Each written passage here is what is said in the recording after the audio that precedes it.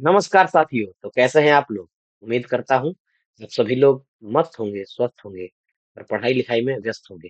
आप सभी लोगों को पता है वर्ष 2025 जो साल 2025 है, बहुत सारी सरकारी नौकरियां आने वाली है इस साल।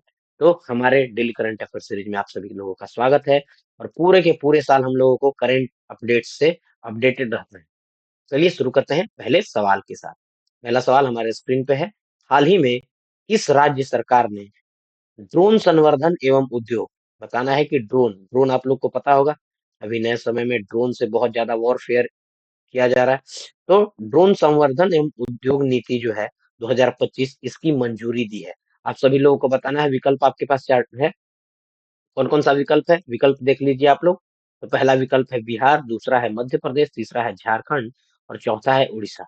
इसका सही जवाब क्या है साथियों? इसका सही जवाब है मध्य प्रदेश। मध्य प्रदेश भाजपा की सरकार है वहां पे, देख लीजिए ये वहां के सीएम है।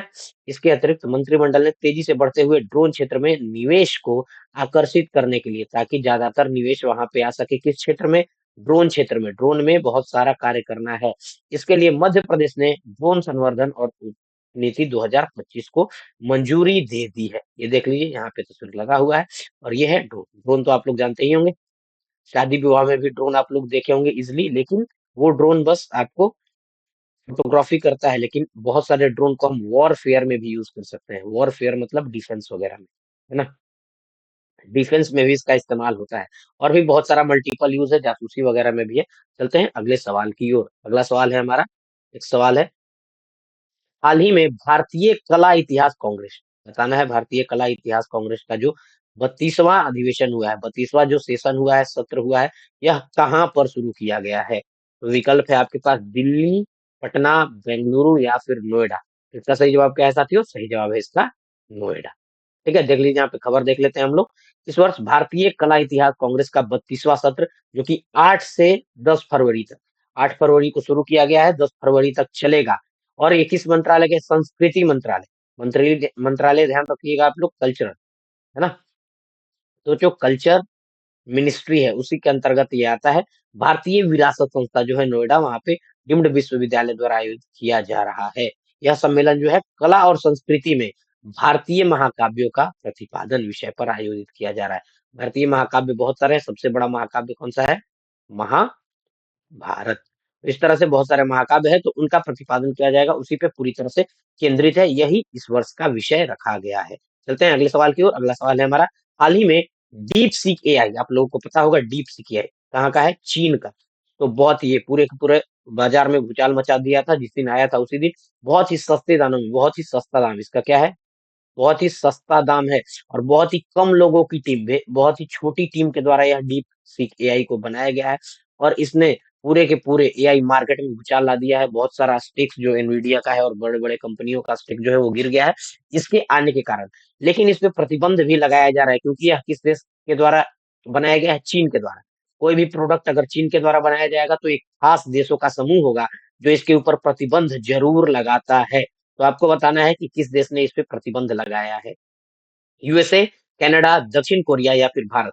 भारत के बारे में आप लोगों को ध्यान रखना है, भारत ने इसको पूरी तरह से प्रतिबंधित नहीं किया है, पूरी तरह से प्रतिबंधित नहीं है, लेकिन जो सरकारी संस्था है, जो सरकारी संस्था है वहां पे इसका इस्तेमाल आप नहीं कर सकते हैं। ठीक है, अगर आप पर्सनल यूज कर रहे हैं तो पर्सनल यूज में इसका यूज कर सकते हैं, लेकिन एक छोटे लेवल तक ही इसका पर्सनल यूज कर सकते हैं।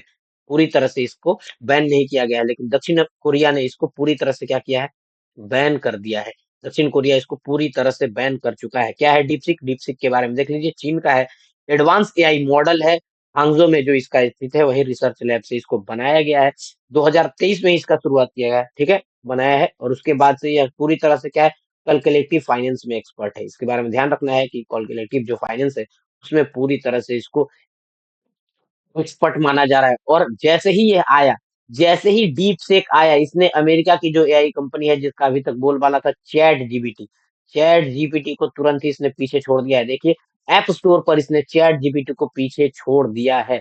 जैसे ही ये आया है 2.6 मिलियन बार, मतलब कि ध्यान रखिएगा आप लोग, 2.6 मिलियन टाइम्स इसका जो है डाउनलोड हो चुका है अभी तक। अभी तक इतने छोटे समय में ही इतना सारा डाउनलोड इसका हो चुका है। तो समझिए कि पूरे के पूरे मार्केट को यह अकेले ही खाने वाला है। बहुत ही बड़ा यह उलटफेर लाने वाला है, लेकिन बहुत सारे देश जैसे यूएसए, यूके, चीन जैसे देशों में ये पॉपुलर है, और बहुत सारे जो देश है, नए देश और नए जो इसके यूजर्स होंगे वो इसके तरफ आकर्षित हो रहे हैं, क्योंकि पहला इसके बारे में ध्यान रखना है, बहुत ही सस्ता है। ठीक है, बहुत ही सस्ता है। चैट जीपीटी तो है, बहुत सारा फी इसको देना पड़ता है, लेकिन यह बहुत ही इजिली है। यहाँ पे देख लीजिए, खबर भी है, सुर्खियों में है। इसके लॉन्च होते ही दुनिया भर में खूब हलचल रही और कई देश इस पर बैन लगा रहे हैं। जैसे बैन लगाने पे अमेरिका, ऑस्ट्रेलिया, दक्षिण कोरिया और भारत और अन्य देश भी शामिल है। इस पे बैन लगाया जा रहा है। यहाँ हम सबको जानकारी दे रहे हैं चाइनीज एआई के बारे में।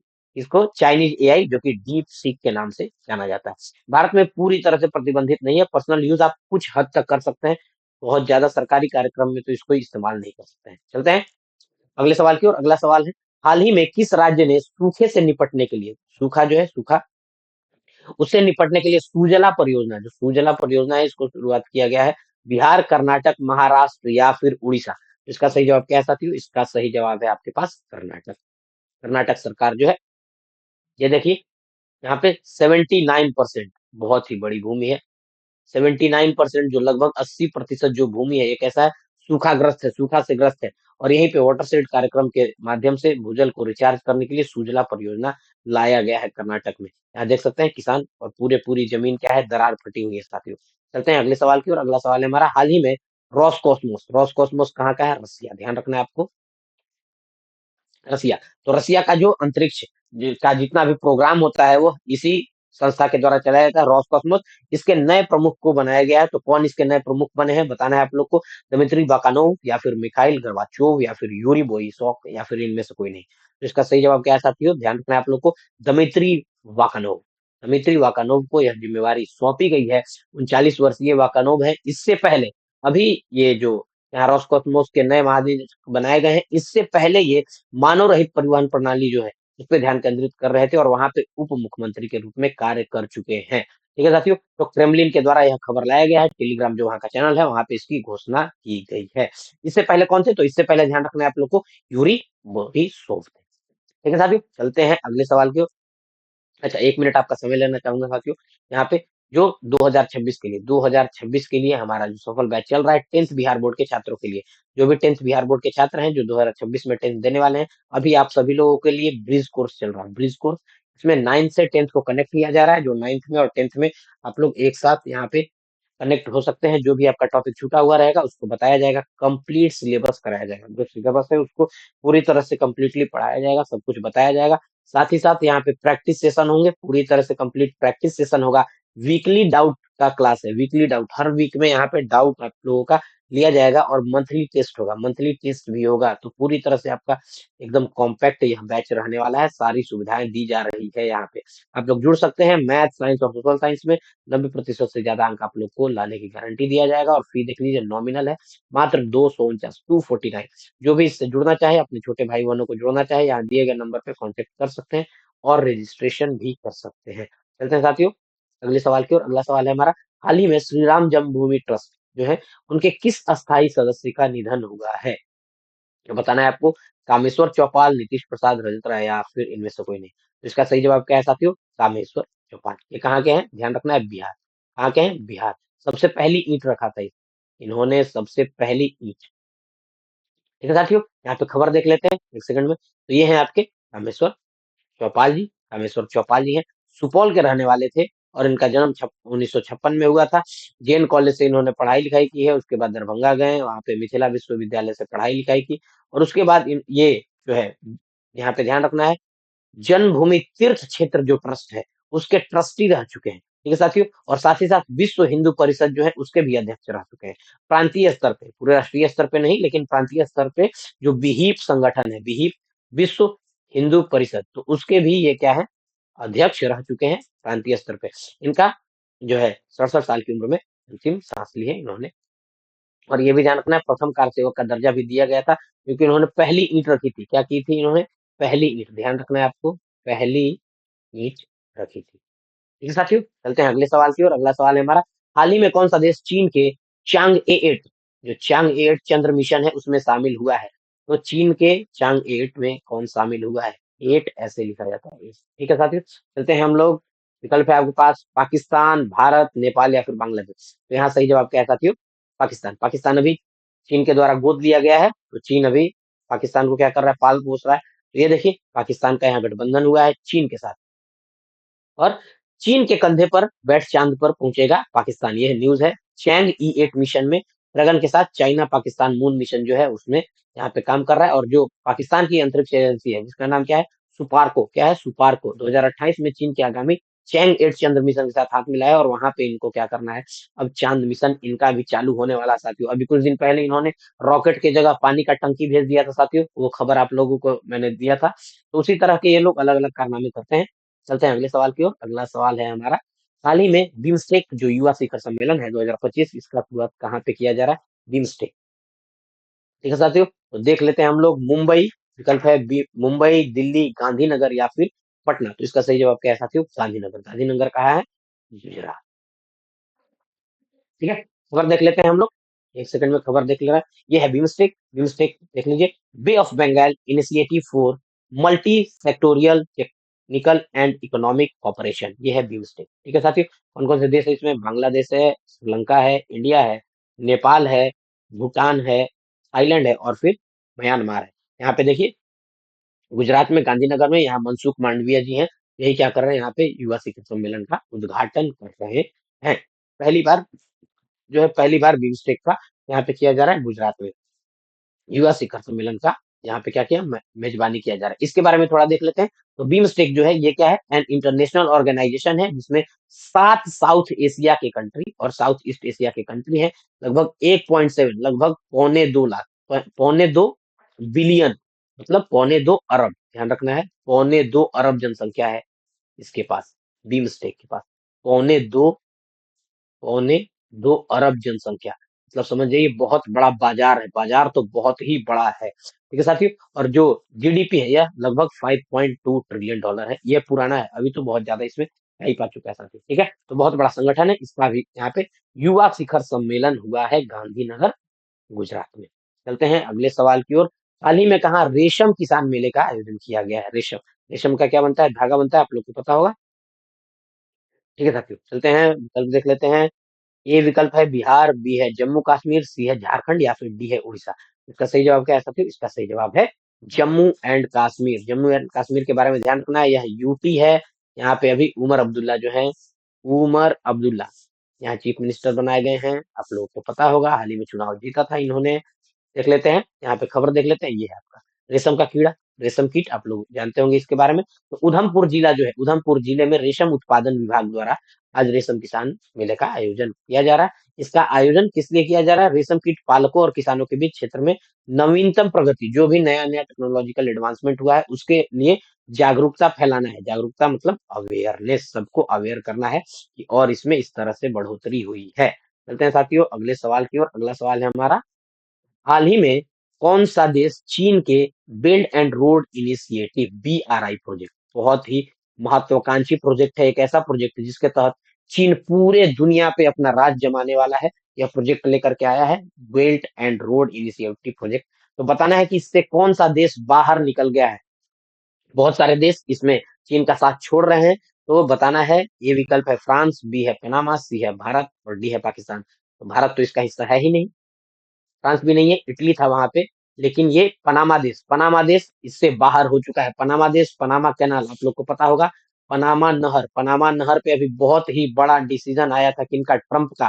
ट्रंप ने बोला था कि हम पनामा नहर को फिर से अमेरिका के हवाले करने वाले हैं। पनामा नहर जो है इसके बारे में ध्यान रखना है, अमेरिका ने ही बनाया है, इसको बनाया किस देश ने है, अमेरिका ने बनाया है।